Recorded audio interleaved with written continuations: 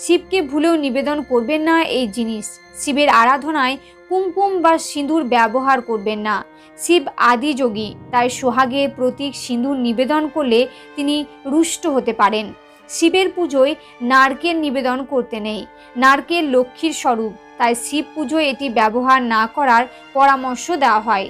শ্রাবণ মাসের পুজো ছাড়াও অন্য যে কোনো সময়ে শিব পুজোয় তুলসী পাতা ব্যবহার করবেন না।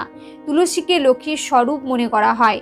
ভোলানাথকে তুলসী নিবেদন করলে ক্ষতির সম্ভাবনা থাকে।